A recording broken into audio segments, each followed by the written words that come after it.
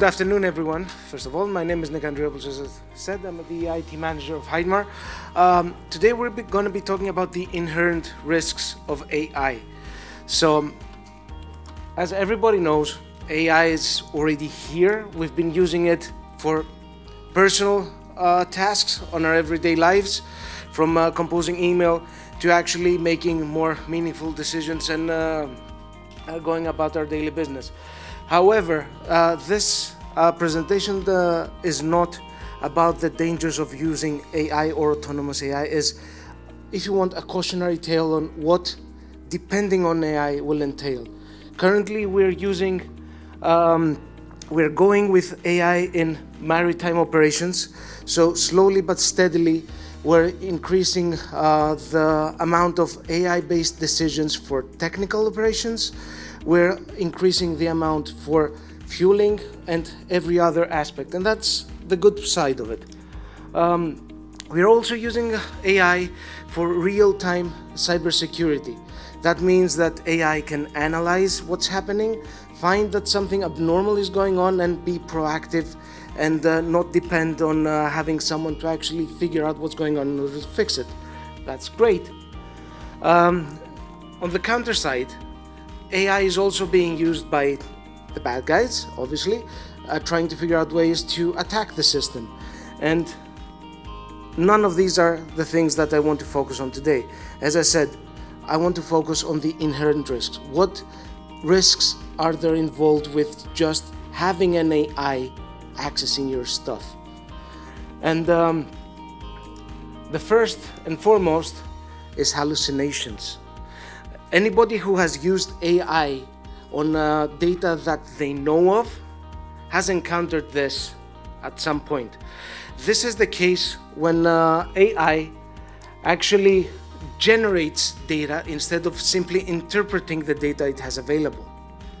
One of the biggest cases that this happened in the US was when a major law firm depended on AI to prepare their cases, and when they submitted to court, they found out that about half the cases were made up by the AI. They never existed, and other than losing their case for their client, what was much more severe was that their company almost lost their license.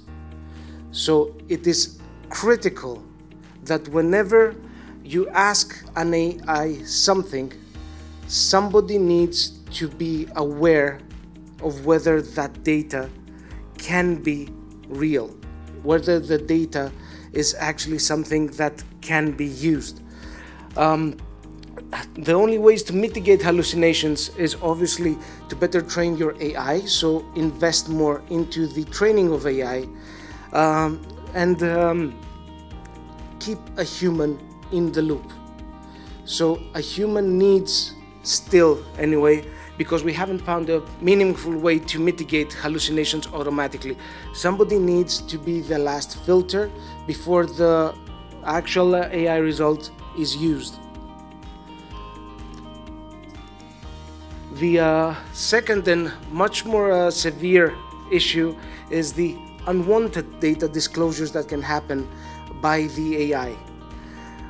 Normally in cybersecurity, we try to have the least privilege. We try to keep everybody with the least amount of data they can access, just to make sure that they cannot give away something that they're not supposed to.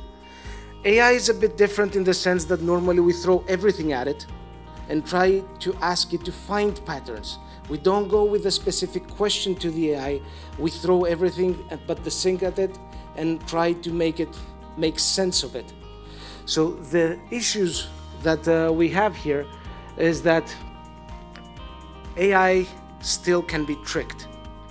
So there was a big case recently where people, IBM researchers, put the biggest AIs on the planet, so that's Google's Bard, that's ChatGPT 4.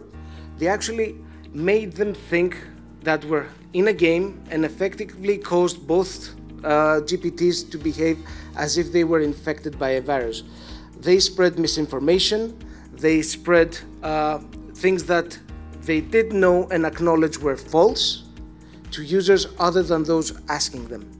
So the thing that we need to keep in mind here is that anybody that can interact with our AI, even if we do our best to safeguard it, can taint the AI itself, and by that make any queries that follow be compromised.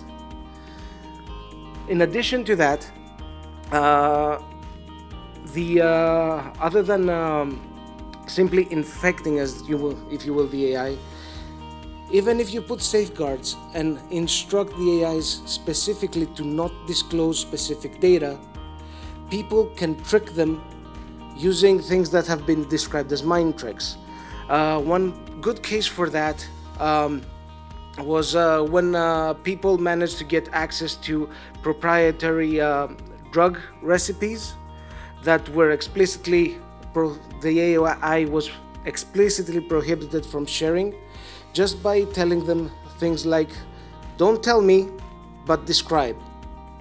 So just the right wordplay can make all the difference.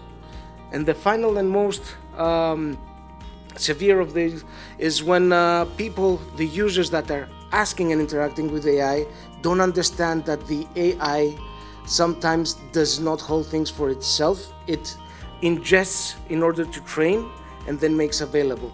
The biggest case for this was Samsung last April, when the engineers submitted live code to ChatGPT in order to optimize that code, and then whoever else accessed ChatGPT could basically access the source code of Samsung. So that was a huge issue, made Samsung ban ChatGPT altogether for a good while.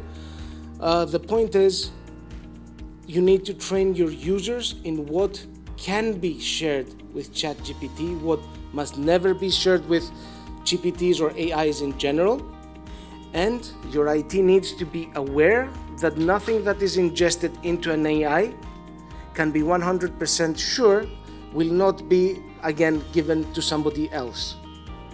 So this sometimes has been discussed as AI hypnosis.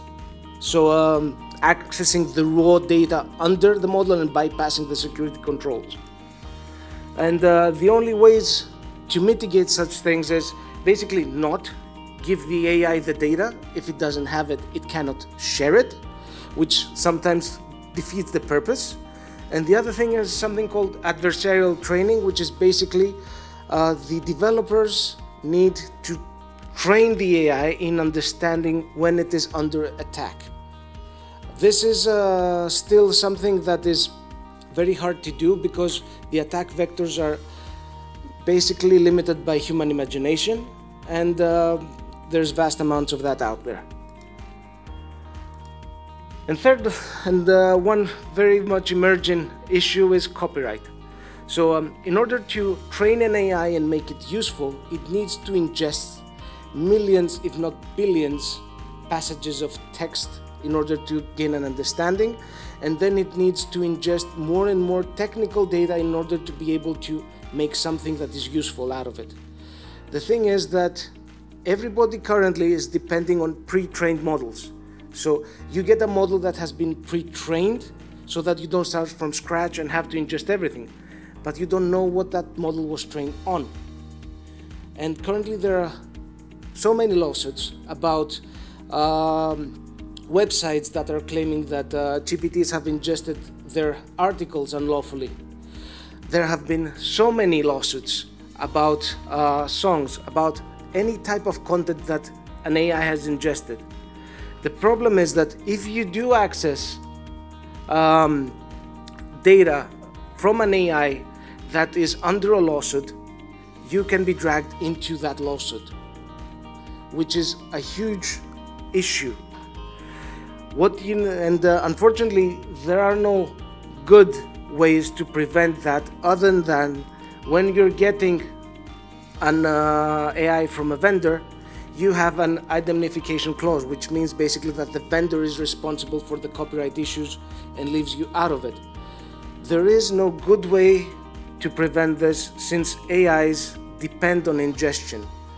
This also raises concerns with privacy, which is not as big of a deal in our context, because whatever people throw at an AI, it's then reused in whichever other format.